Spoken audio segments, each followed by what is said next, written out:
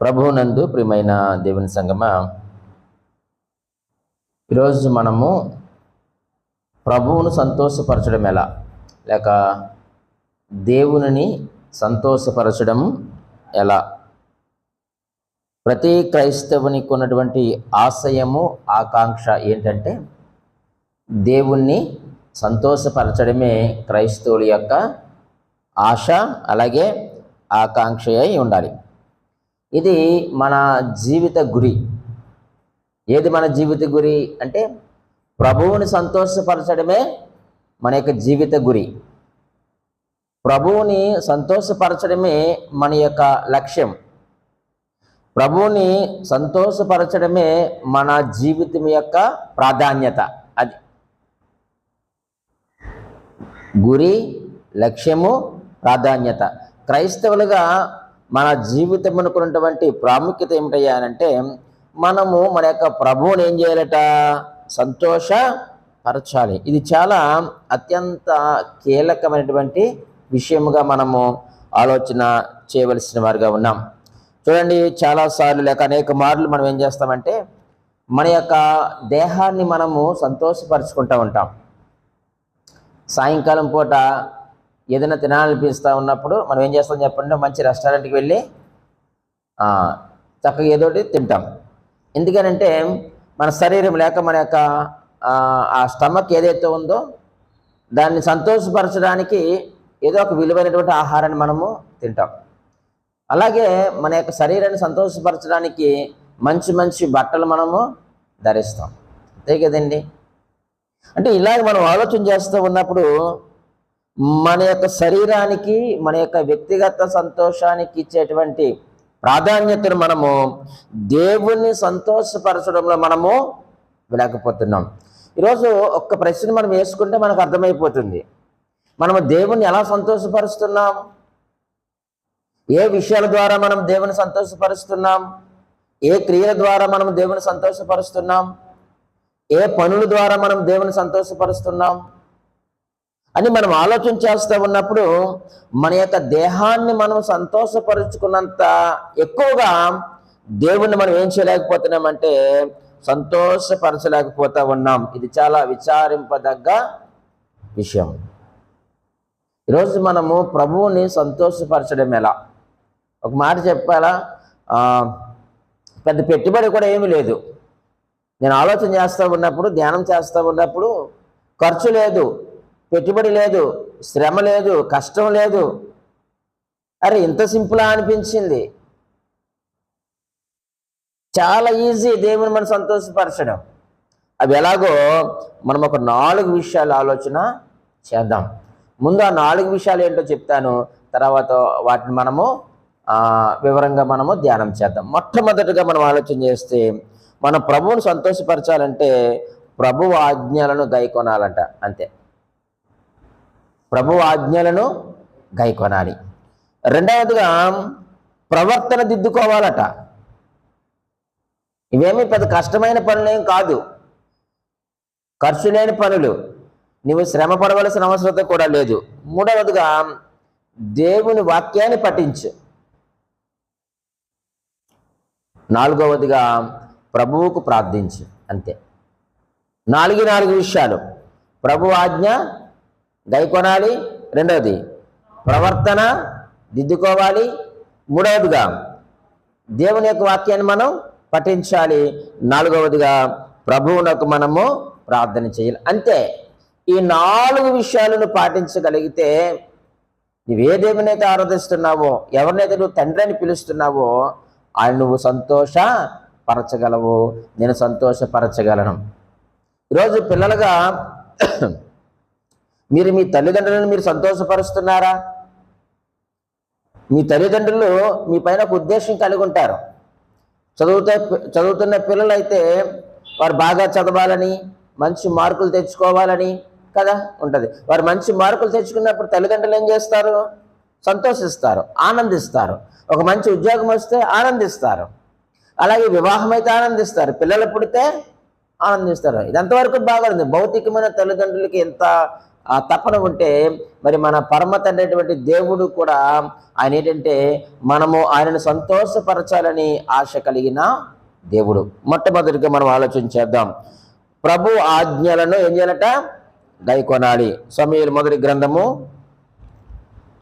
15వ అధ్యాయము చదువుదామని 22వ వచనం. అందుకు సమూయేలు తాను సెలవిచ్చిన ఆజ్ఞను ఒకడు గైకొనుట వలన యెహోవా సంతోషించినట్లు ఒకడు దహన బలులను అర్పించుట వలన ఆయన సంతోషించిన. ఆలోచించుము, బలులర్పించుట కంటే ఆజ్ఞను గైకొనుటయు పొట్టేళ్ల క్రొవ్వు అర్పించుట కంటే మాట వినుటయు శ్రేష్టము. ప్రభు ఆజ్ఞను గైకొనడం అంటే అర్థం ఏమిటంటే దేవుని యొక్క మాట వినడము శ్రేష్టము. ఆజ్ఞ, విధి అంటే ప్రియమైన వారలారా, ఇది తప్పనిసరిగా చేయవలసినది, లేక తప్పనిసరిగా చేయవలసిన పని. ప్రభు ఆజ్ఞ గైకొనడము, ఆజ్ఞ, విధి, ఇది తప్పనిసరిగా చేయవలసినటువంటి పని. అప్పుడు ప్రభు మనల్ని బట్టి ఏం చేస్తాడు చెప్పండి? సంతోషిస్తాడు. ఆయన చెప్పిన ప్రకారముగా మనం చేసినప్పుడు, ప్రభు యొక్క ఆజ్ఞలు మనం పాటించినప్పుడు దేవుడు మన యందు సంతోషిస్తాడు, ఆయన ఆనందిస్తాడు అని దేవుని వాక్యం తెలియజేస్తా ఉంది. చాలా స్పష్టంగా మాట్లాడుతూ ఉన్నాడు ఇక్కడ సమూయేలు గారు. ఏమనండి? తాను సెలవిచ్చిన ఆజ్ఞను ఒకడు గైకొనటం వలన యెహోవా సంతోషించినట్లుగా. 15వ అధ్యాయం 22వ వచనం. ఎంత చక్కని మాట అండి! ఒకడు నా ఆజ్ఞను గైకొనటం వలన ఆయన ఏం చేస్తాడట? సంతోషిస్తున్నాడు, ఆనందిస్తున్నాడు. వెంటనే అన్నాడు, దహన బలులు అర్పించిన ఆయన సంతోషించడు, ఆయన ఆనందించడు. అందులో ఆయనకు ఆనందము లేదు. ఎందులో ఆయన ఆనందిస్తాడు అంటే ఆజ్ఞను గైకొనుటయు మాట వినుటయు శ్రేష్టము. ఈరోజు మనము దేవుని మాట వింటున్నామా? వింటే దేవుడు సంతోషిస్తాడు. మనకు అర్థమయ్యే రీతిలో చెప్తానండి. మీరు అందరూ తల్లిదండ్రులే కదా, మీరు పిల్లలు పెంచి వచ్చిన వారే కదా. మీ పిల్లలు మీ మాట వినకపోతే మీకు సంతోషమేనండి? మీకు ఆనందమేనండి? అబ్బా, నా కొడుకు నా మాట వింటాలి, హ్యాపీ అని అనుకుంటామా? అనుకో. చాలా దుఃఖపడతాం. అవసరమైతే సేవకులతో చెప్తాం, ప్రార్థన చేయండి, నా కుమారుడు నా మాట వినడం లేదు, నాకు దుఃఖాన్ని కలిగిస్తున్నాడు, నాకు బాధను కలిగిస్తున్నాడు అని చెప్పేటువంటి తల్లిదండ్రులు ఎంతో మంది ఉన్నారు. మరి మన పరమ తండ్రి అయినటువంటి దేవుని నువ్వు సంతోషపరచాలంటే ఎలా సంతోషపరుస్తావు? మాట వినటిని బట్టే కదా. మన పిల్లలు మన మాట వింటే నా బుజ్జి, నా బంగారం అని చక్కగా మనం ఎంతో ప్రేమగా మనం పిలుచుకుంటాం. వారు కావాల్సింది మనం పెడతాం. అలాగే మన పరమ తండ్రి అయిన దేవుడు కూడా అంతే. కాబట్టి మనం ప్రభు ఆజ్ఞను మనం ఏం చేయాలట? గైకొనాలి. ఆయన యొక్క ఆజ్ఞలు ఎటువంటివి చూడండి. 119వ కీర్తనలో కొన్ని విషయాలు అక్కడ మనం ఆలోచించేద్దాం. ఆయన యొక్క ఆజ్ఞలు ఎటువంటివట? 98, 119వ కీర్తన 98వ వచనంలో చూడండి. నీ ఆజ్ఞలు నిత్యము నాకు తోడుగా ఉన్నవి. నీ ఆజ్ఞలు నిత్యము, ఆయన యొక్క ఆజ్ఞలు ఎటువంటివట? నిత్యము ఉండేవి. నిత్యము ఉండేం చేస్తాయి? నాకు తోడుగా ఉండడమే కాదు, నా శత్రువులకు మించిన జ్ఞానమును ఏమి కలుగజేస్తాయట? ఆజ్ఞలు. ఈరోజు మనకు జ్ఞానము కావాలంటే పుస్తకాలు చదివితే జ్ఞానం రాదు, నలుగురితో మాట్లాడితే జ్ఞానం రాదు. నీకు జ్ఞానము కావాలి అని అంటే నువ్వు ఎక్కడికి రావాలంటే ఆయన యొక్క ఆజ్ఞల దగ్గరికి రా, అంటే ఆయన యొక్క వాక్యము దగ్గరికి మనము రావాలి. ఆయన యొక్క ఆజ్ఞలు, ఆయన చెప్పినటువంటి విధి నువ్వు తప్పనిసరిగా నువ్వు పాటిస్తే అవి నిత్యమైనవి. ఎంత చక్కని మాట! ఆయన యొక్క ఆజ్ఞలు ఎటువంటివట? నిత్యమైనవి. అది ఆకాశము భూమి గతించిపోతుందేమో, ఈ సృష్టి గతించిపోతుందేమో, కానీ ఆయన యొక్క ఆజ్ఞలు ఎటువంటివట? నిత్యమైనవి అన్నాడు. 127వ వచనాన్ని కూడా చదవండి. మీరు ఇంకా ధ్యానం చేయండి, ఇంకా అద్భుతమైన విషయాలు ప్రభు ఇచ్చారు. చూడు 127లో, బంగారము కంటేను అపరంజి కంటేను నీ ఆజ్ఞలు నాకు ప్రియముగానున్నవి. ఈరోజు చాలా మందికి పానీపూరి అంటే చాలా ప్రియమేం కదండి. పానీపూరి చాలా ప్రియముగా తింటారు. కొంతమందికి బేకరీలకు వెళ్ళమంటే ప్రియమం, కొంతమందికి జొమాటోలో ఆర్డర్లు పెట్టుకోవడం అంటే ప్రియముగా ఉంటుంది. కానీ ఈరోజు క్రైస్తవులుగా మనకు ఉండవలసింది ఏంటి? ఏది ప్రియమైనవి? ఎంత చక్కని మాట ఆయన, నీ ఆజ్ఞలు నాకు ప్రియమైనవిగా ఉన్నవి. దేనికంటే? బంగారము కంటేను అపరంజి కంటేను నీ యొక్క ఆజ్ఞలు నాకు ప్రియమైనవిగా ఉన్నాయి. ఈరోజు అటువంటి వాక్యాలు మనం విడిచిపెట్టేసి, అటువంటి ఆజ్ఞలు మనం విడిచిపెట్టి తిరిగితే మన తండ్రి అయినటువంటి దేవుడు ఎలా సంతోషిస్తాడు? సంతోషించలేడు. మూడవదిగా 143వ వచనాన్ని చదవండి.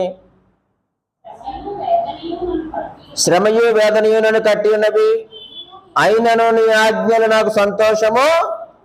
అది ఆజ్ఞలు ఏం చేస్తాయట? సంతోషకరమైనవి. శ్రమయు, బాధ, కష్టము, విపత్తులు ఇవన్నీ నీ చుట్టూ ఉన్నాయి. అటువంటి పరిస్థితుల్లో నీకు నాకు సంతోషాన్ని ఇచ్చేవి ఏంటి చెప్పండి? ఆయన యొక్క ఆజ్ఞలు మాత్రమే, మనుషుల మాటలు కాదు. వారు ఆదరిస్తారు, అయ్యో అయ్యో అని మాట్లాడతారు, చెప్తారు, అన్ని బాగుంటాయి. కానీ వెనకకి వెళ్ళిన తర్వాత అది ఎందుకు వచ్చిందో వాళ్ళు చక్కగా వివరించగలరు. కానీ అటువంటి సమయంలో కూడా నువ్వు సంతోషముగా ఉండాలి అని అంటే ఆయన అంటే ఉన్నాడు, నీ యొక్క ఆజ్ఞలను నేను గైకుంటాను, అవి సంతోషకరమైనవి, ప్రియమైనవి, నిత్యమైనవి. వీటిని నువ్వు గైకుంటే దేవుడు ఆనందిస్తాడు, దేవుడు సంతోషిస్తాడని చాలా స్పష్టంగా కీర్తనకారుడు మాట్లాడుతూ ఉన్నాడు. 151వ వచనాన్ని కూడా చదవండి. యెహోవా నీవు సమీపంగా ఉన్నావు, నీ ఆజ్ఞలన్నయు సత్యమైనవి. దేవుని యొక్క ఆజ్ఞలు ఎటువంటివి అటండి? సత్యమైనటువంటివి.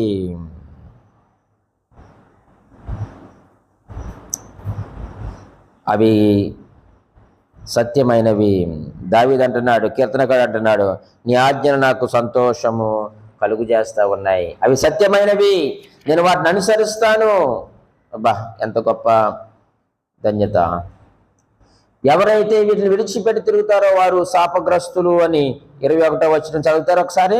119:21. గర్విష్ఠులను నీవు గద్దించుచున్నావు, నీ ఆజ్ఞలను విడిచి తిరిగి వారు ఎవరటండి? శాపగ్రస్తులు. ఇక్కడ మనం ఆలోచన చేస్తా ఉన్నప్పుడు ఎప్పుడైతే నువ్వు ఆజ్ఞలను విడుస్తావో ఇక్కడ మనకు జరిగేటువంటి నష్టం ఏంటి చెప్పమంటారా? మొదట మనం దేవుని నుంచి దూరం అయిపోతాము, అట్ ద సేమ్ టైం మనం శాపగ్రస్తులుగా అయిపోతాము. అమ్మో, ఎంత భయంకరమో చూడండి, ఎంత భయంకరమో చూడండి.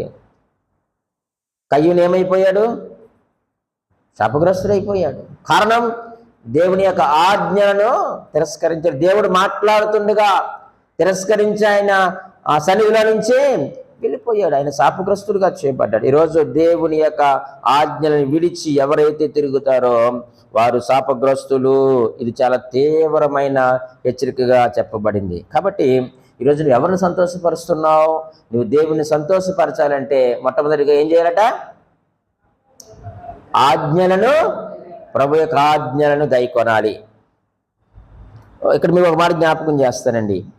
మనము మనుషులను సంతోషపెట్టాలి అంటే, సంతోషపరచాలంటే నటించాలంట. ఏం చేయాలి?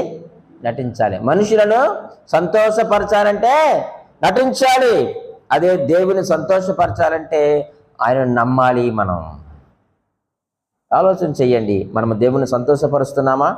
సంతోషపరిచేవారమైతే ఆయన యొక్క ఆజ్ఞలు పాటిస్తున్న వారమని అర్థం. రెండవదిగా మనం ఆలోచన చేద్దాం. రెండవదిగా ఏమనుకున్నాం?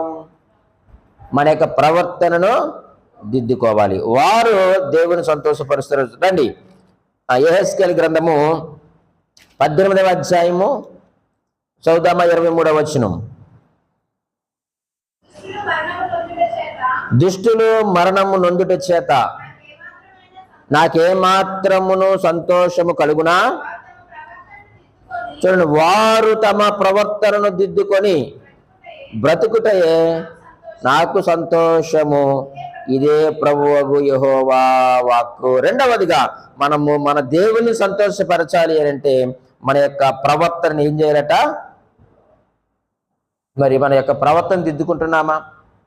మన తల్లిదండ్రులు నువ్వు ఇలాగుండాలి అలాగుండాలి అని చెప్పినప్పుడు వారి మాట విని మన యొక్క ప్రవర్తన మనం దిద్దుకుంటున్నామా? మనం సరి చేసుకుంటున్నామా? నువ్వు ఎక్కువ ఫోన్ వాడొద్దు అని ఇంటి దగ్గర చెప్పినప్పుడు నువ్వు ఫోన్ వాడటం మానేస్తున్నావా? నువ్వు టీవీ చూడొద్దు అని చెప్పినప్పుడు నువ్వు టీవీలు చూడటం మానేస్తున్నావా? స్టడీ అవర్లో నువ్వు చదువు అని చెప్పినప్పుడు నువ్వు చదువుతున్నావా? స్కూల్లో జాగ్రత్తగా ఉండని చెప్పినప్పుడు జాగ్రత్తగా ఉంటున్నావా? ఏది నీ ప్రవర్తన? నీ ఉద్యోగంలోకి వెళ్ళినా సరే నీ ప్రవర్తన జాగ్రత్తగా చూసుకోవాలి. ఎందుకు జాగ్రత్తగా చూసుకోవాలి? నీవు యేసు క్రీస్తు వారి యొక్క రక్తములో కడగబడిన వారు కాబట్టి మనం పరమ తండ్రి దేవుని సంతోషపరచాలి అంటే నీ ప్రవర్తన చాలా జాగ్రత్తగా ఉండాలి. ఏంటి ప్రవర్తన అంటే? నీ చూపు, తలంపులు, మాటలు, క్రియలు ఇవన్నీ కూడా ప్రవర్తనలోనికి వస్తాయి. చూపులు, తలంపులు, మాటలు, క్రియలు. నీ చూడడం కూడా చాలా జాగ్రత్తగా చూడాలి, నీ మాటలు కూడా చాలా జాగ్రత్తగా ఉండాలి, నీ తలంపులు కూడా చాలా జాగ్రత్తగా ఉండాలి, నీవు చేసేటువంటి క్రియలు కూడా అవి.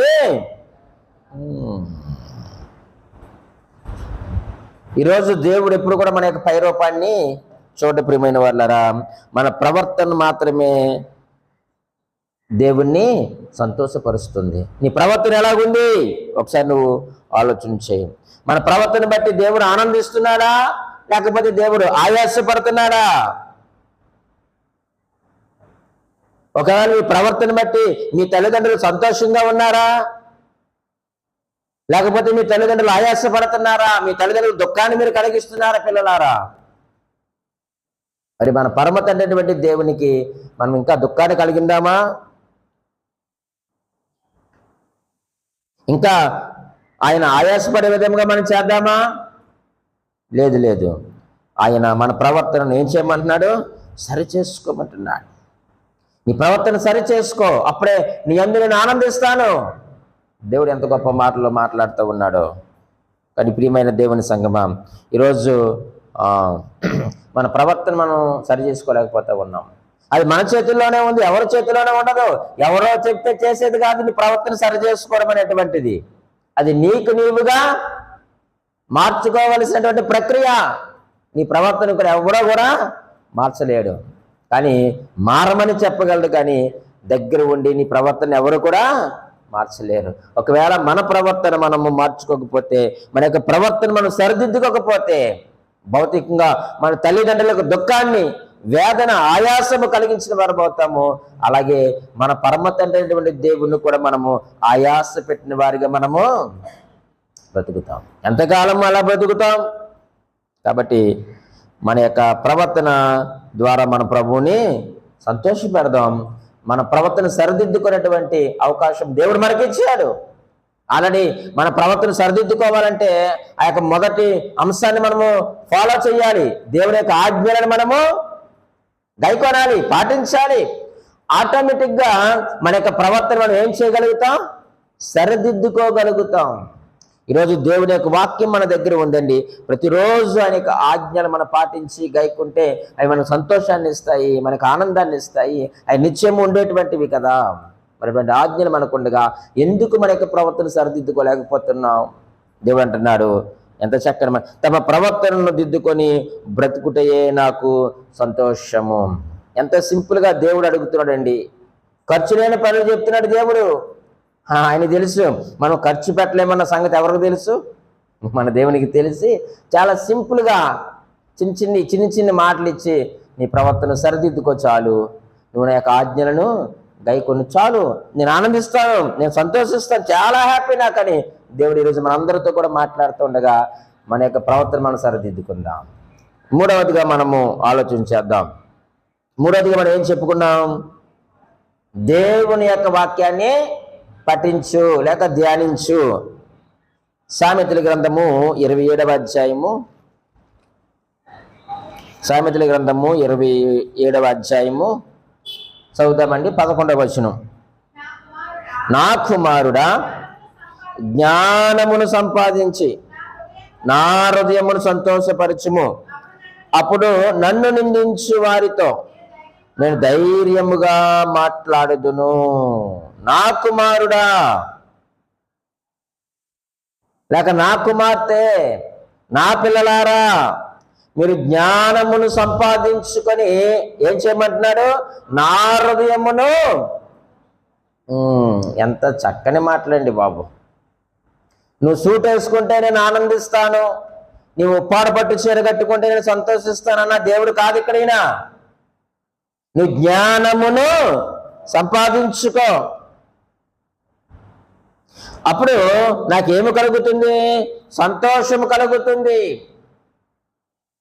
ఆ కింద మాట మనం ఆలోచన చేస్తా ఉన్నప్పుడు, అప్పుడు నన్ను నిందించే వారితో నేను ధైర్యముగా మాట్లాడుతును. ఎవరిని బట్టి ఆయన నిందిస్తున్నారు? పలానా వరప్రసాద్ అనేటువంటి ఆ యువకుడు లేక ఆ వ్యక్తి దేవుని కుమారుడైండి కూడా ఏం చేస్తున్నాడు? తప్పుగా బిహేవ్ చేస్తున్నాడు, తన యొక్క ప్రవర్తన సరిదిద్దుకోలేదు, ఆజ్ఞలను అయినా పాటించడం లేదు అని ఎవరు నిందిస్తారు? అంత ఎందుకండి, మన పిల్లలు తప్పు చేస్తే ఎవరిని అంటారు చెప్పండి? అంతే కదండి.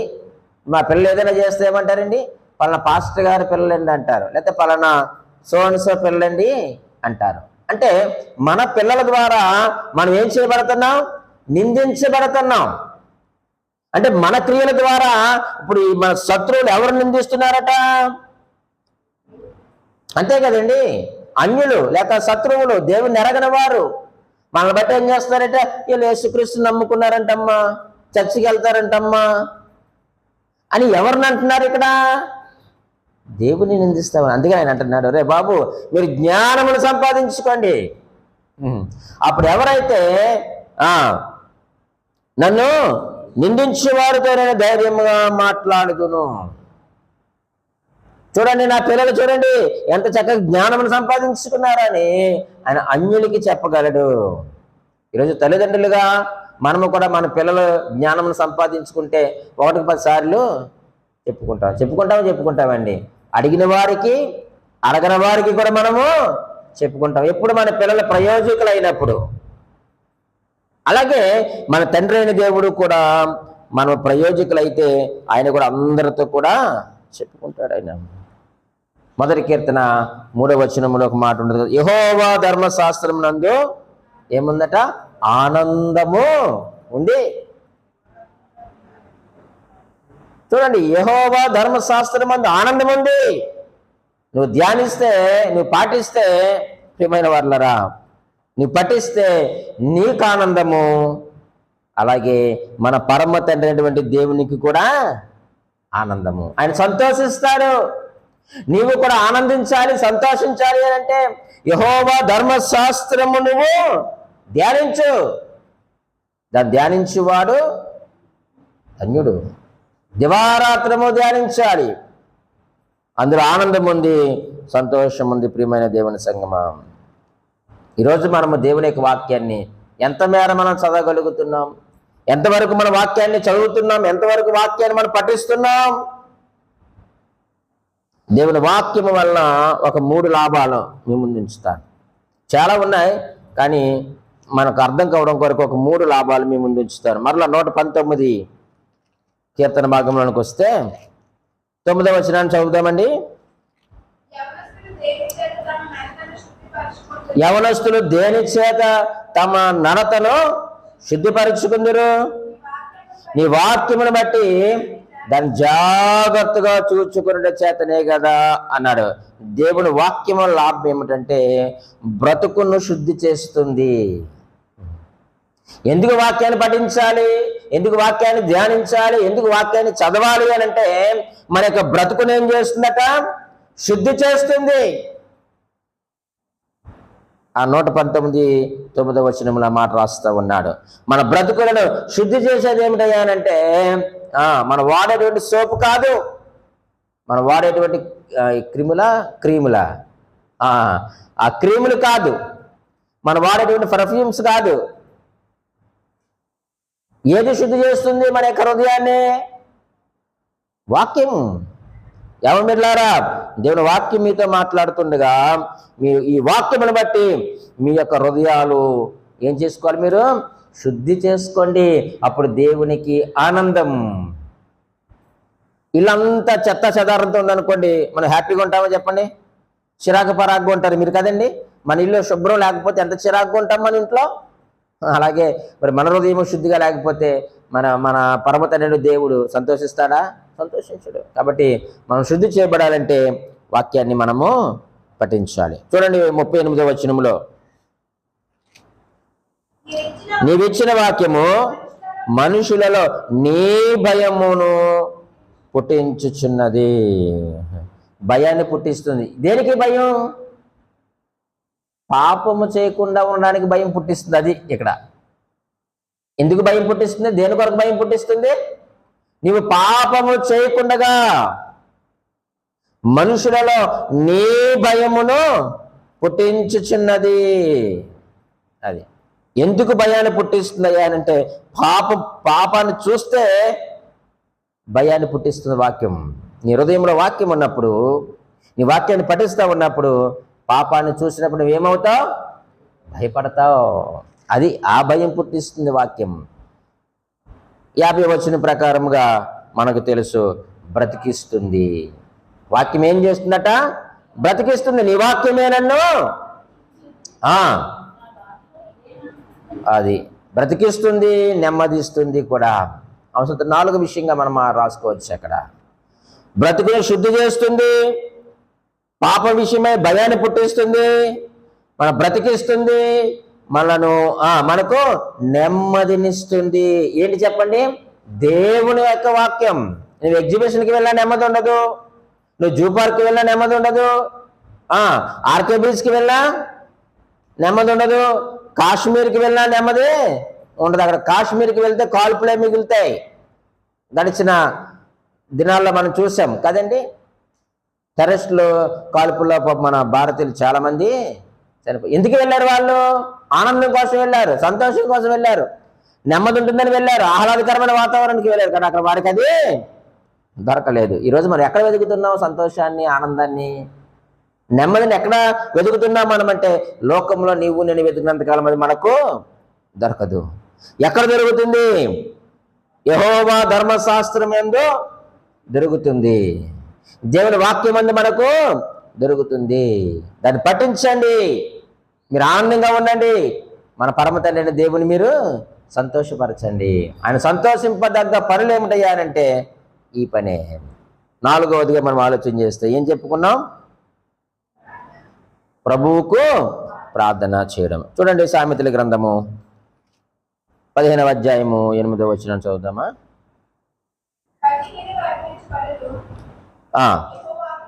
ఏయము యథార్థవంతుల ప్రార్థన ఆయనకు ఆనందకరము. ఈరోజు మనము దేవుని సంతోషపరచాలి అనంటే, దేవుని ఆనందింప చేయాలి అనంటే ఏం చేయాలి చెప్పండి? ప్రార్థన చెయ్యాలి. మనకి తెలుసు, పూర్వకాలము రాజులు సంతోషపడాలి అనంటే ఆ రాజమందిరంలోనికి కొంతమంది డాన్సర్లు తీసుకొచ్చి ఏం చేస్తూ ఉండేవారు? డాన్స్ చేపిస్తూ ఉండేవారు. ఎందుకు? రాజుగారు ఆనందించడానికి కదా. రాజుగారు ఆనందించాలంటే చక్కగా ఒక మంచి 4-5 డాన్సర్లు తీసుకొచ్చి ఆ రాజమందిరంలో అంతఃపురంలో వారితో ఏం చేయించేవారు? నాట్యము చేయించేవారు. అది చూసి రాజుగారు ఏం చేసేవారు? ఆనందించేవాడు. కానీ మన రాజు డాన్సులు చూసి ఆనందించేవాడు కాదు.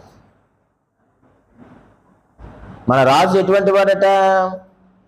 ప్రార్థన చేస్తే ఆనందించేటువంటి దేవుడు.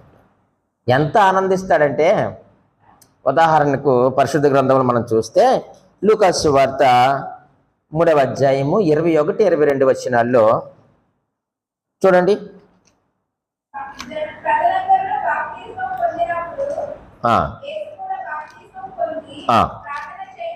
చూడండి, ఈ మాట అండర్లైన్ చేసుకున్న 3:21లో ఎంత చక్కని మాట అంటే, ప్రియమైన వారులారా, యేసుక్రీస్తు వారు అక్కడ ఏం చేశారట? చూడండి, ప్రజలందరూ బాప్తిజం పొందినప్పుడు యేసు కూడా బాప్తిజం పొంది ప్రార్థన చేయొచ్చుండగా, ఈ మాట అండర్లైన్ చేసుకోండి, ప్రార్థన చేయొచ్చుండగా ఆకాశము తెరవబడి పరిశుద్ధాత్మ శరీరాకారములో పౌరము వలె ఆయన మీదకి దిగివచ్చును. చూడండి, అప్పుడు నీవు నా ప్రియ కుమారుడవు, నీ యందు నేను ఆనందించుచున్నానని ఒక శబ్దము. అరే, యేసుక్రీస్తుని బట్టి తండ్రి అయిన దేవుడు ఎందుకు ఆనందించాడు? బాప్తిసం తీసుకుని ఆనందించాడా? నీటిలో మునిగానే ఆనందించాడా? కాదు. ఆయన ప్రార్థన చేయగా దేవుడు అంటున్నాడు, నీవు నా ప్రియమైన కుమారుడవు, నీ యందు నేను. ఈరోజు తల్లిదండ్రులుగా మీ పిల్లల పట్ల మీకు ఆనందం ఉందా? పిల్లలారా, మీ వలన మీ తల్లిదండ్రులకు ఆనందమేనా? ఎంత చక్కని మాట అండి.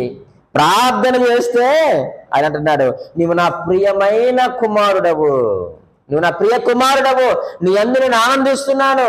ఏం చేశాను ఆనందించాలి? ఆయన ఇంకా అసలు పరిచర్య చేయలేదు, ప్రారంభించలేదు. ఆయన ఇంకా బాప్తిసం తీసుకున్నాడు, ఇంకా అక్కడి నుంచి స్టార్ట్ చేస్తాడు అనుకోండి. ఆయన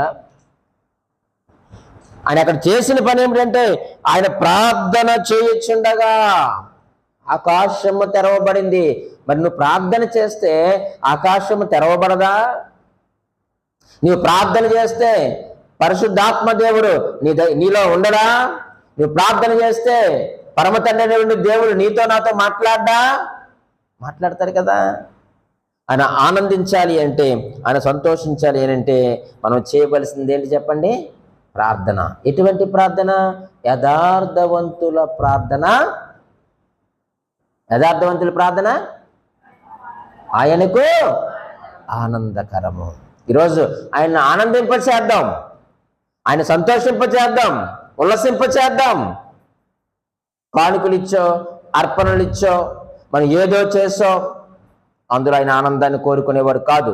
నువ్వు బలులిచ్చి, నువ్వే అర్పణలు ఇచ్చి వాటిని బట్టి ఆయన ఆనందించే దేవుడు కాదు.